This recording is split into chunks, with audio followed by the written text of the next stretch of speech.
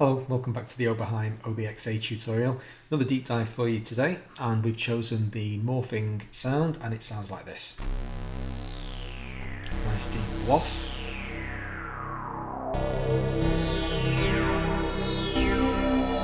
Just hold these notes.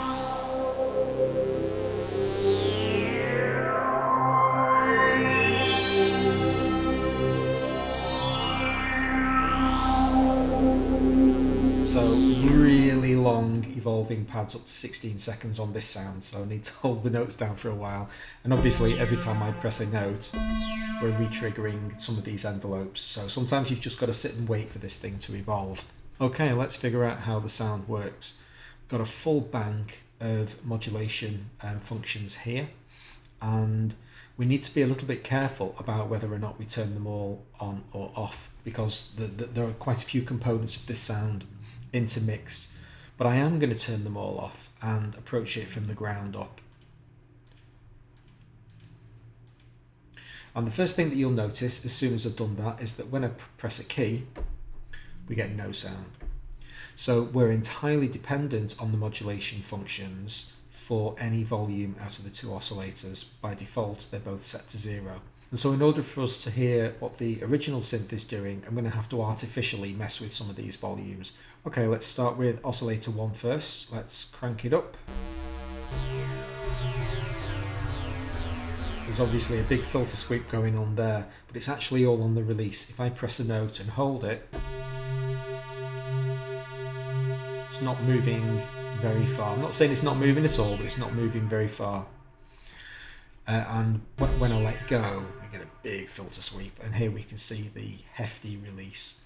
Just an interesting point to note, the filter release is set longer than the envelope release, so it's never actually going to get all the way down to 0 before we run out of sound, and that means we're getting the brightest part of the filter envelope. If I make the loudness envelope release longer, then it has an opportunity to get down lower to the bottom end of the filter release. Other than that, the two envelopes, might as well deal with them both at the same time. Incredibly straightforward. No attack or decay, straight into maximum sustain, and all of the interest comes on the release phase when we let go of the key. And so when we play lots of notes, they all cascade down in a lovely way. So the sound is fundamentally a 16-foot pulse wave with the pulse width set to 50%.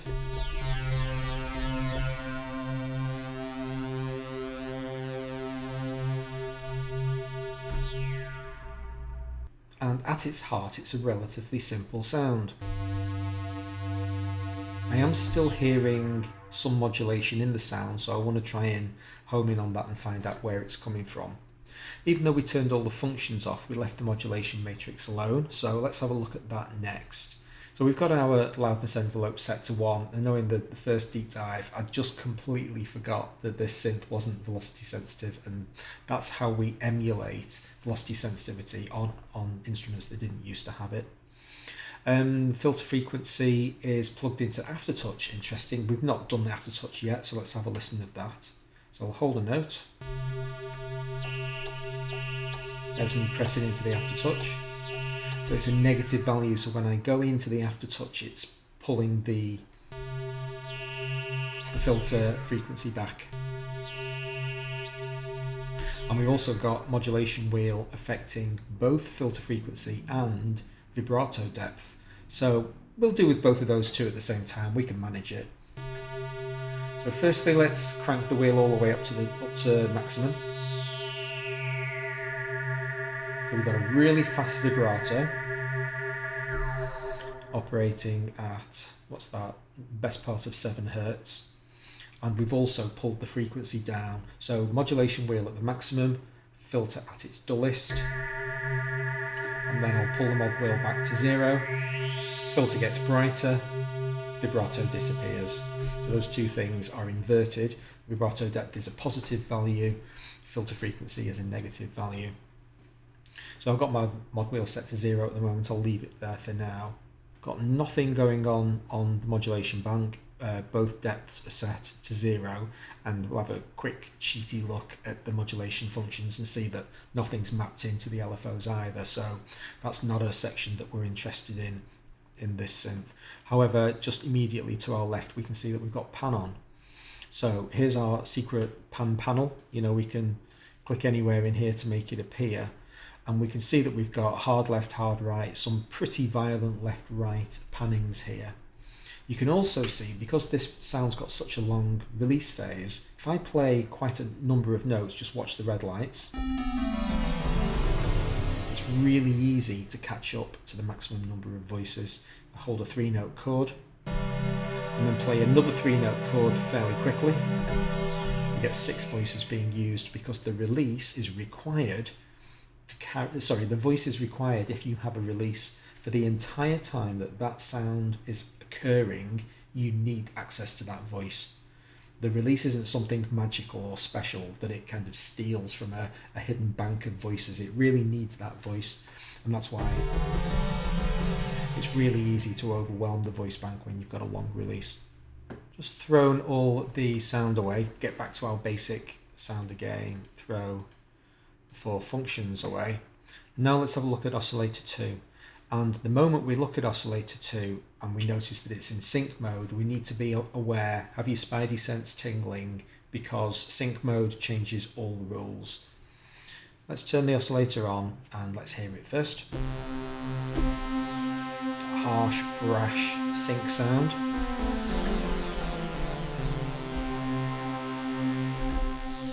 We've also got a sawtooth here, so we're in like full-on harsh mode. Now, if I press a note on the keyboard and change the oscillator 2's frequency, let's hear what happens. We've got C2 going on.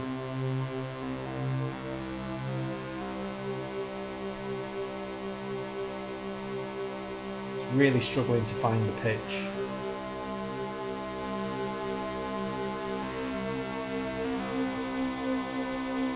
But fundamentally, they are actually all C. Every now and again you can see that it finds it.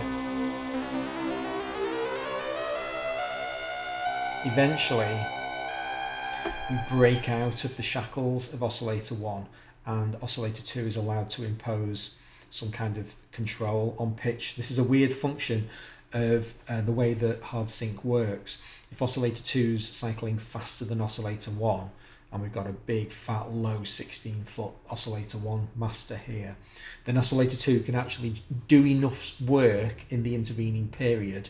It can restart its own wave often enough to kind of make its presence felt, and we start hearing the actual tone of the oscillator again. And now it's registering a pretty like solid healthy, whatever that was, G4. If I increase the pitch of oscillator 1, so now it's operating at 4 foot 2 octaves higher, it kind of rips control back out of oscillator 2's hands and says, no, I get to decide what the pitch is. And once again, they're all just different flavors of C.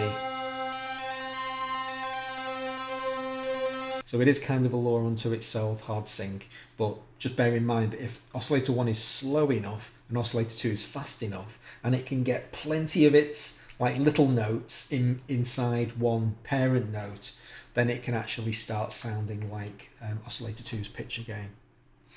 Nevertheless, this is important because when we have a look up at the modulation functions, we've got all this stuff going on with levels and frequencies, and when we see oscillator 2 frequency, we need to bear in mind that that's in the context of it being synced to oscillator 1, and that might have an impact on what we hear. Speaking of which, let's bring the functions back in. So we'll start off with them all out, and we'll just get our basic sound. What's going on when both of the oscillators are allowed to make a sound? So I'll have to turn them both up temporarily.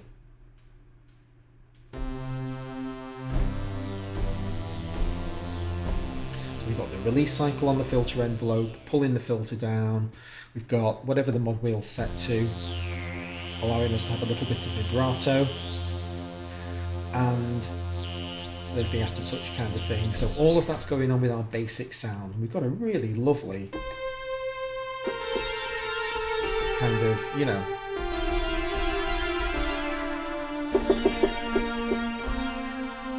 lovely filter sweep on the notes, excellent stuff. Now we throw those oscillator volumes away. Let's turn both oscillators on in the functions page. I'll play a C major. So here's oscillator 1 level. Getting louder and quieter. But oscillator 2 is always positive, so we've always got sound. And oscillator 1 with its big fat 16-foot square wave, pulse wave, is coming in and going out again periodically, and we've got different lengths on all of these functions. So whilst oscillator 1 is cycling at 14.2 seconds, oscillator 2 is cycling at 15.6, so they're constantly going to cross over. And if I held a note down for a minute, then every now and again, 2 notes, they're actually going to come to their minimums, where oscillator 2 is down at its lowest and oscillator 1 disappears as well.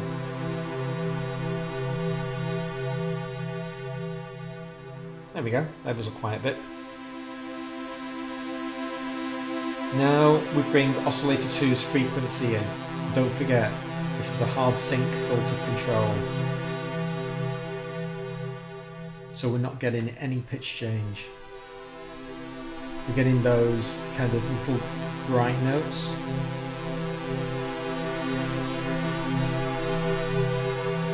Just the overtone. Oh, listen to that. Fabulous. Complete silence for a moment. And we've got this one cycling at 12 seconds, so they're all crossing over each other. And then finally, we've got the filter frequency at a minus 100. Thank you, Oberheim. And this is again just going to add that extra curve of frequency. Suddenly the whole thing comes alive. Now then, I kind of want to carry on playing it forever because it sounds so gorgeous, but I want to talk about this little anomaly down here. Now there are basically too many nodes on this graph that they don't need to be there, and this one that's just going down below 0 annoys me and I want to get rid of it. But it's actually really hard. You can't kind of click on it, it just won't respond. But what you can do is interact with it from the graphical interface below. Let's have a look at 0.5, and there it is at minus 0.105. And now if I change that level and pull it back in time, I can access the little bugger and right click to delete it.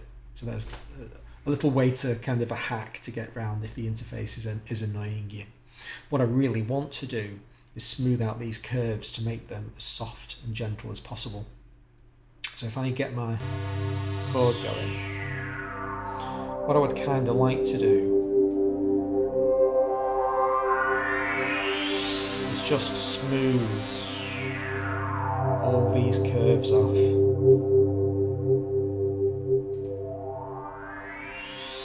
Really pull it in.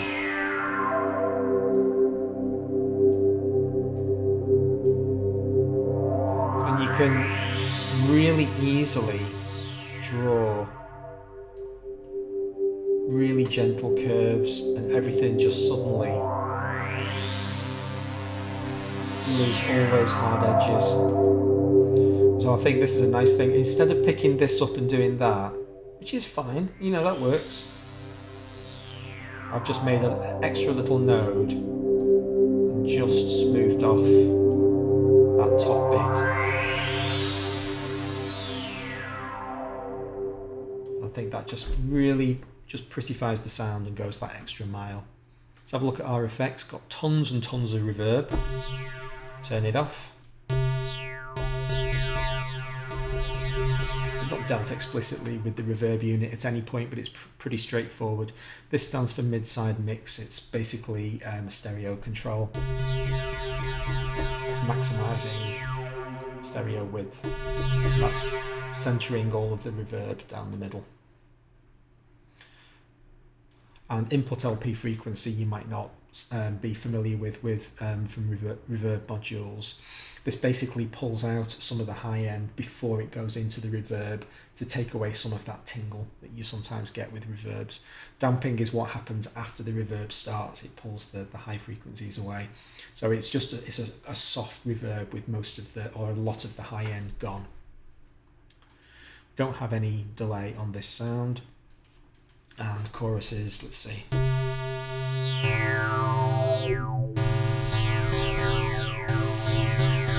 Particularly sweet chorus unit on this synth, I think. It always just seems to sound really nice. This is usually the point in the episode where I ask you to subscribe, but I've changed my tune. I'd rather you hit like instead. Apparently it helps me out more. So if you liked it and you want to show a little bit of appreciation, just hit the like button. That's all I ask. Hope to see you for the next episode. Thanks very much for watching.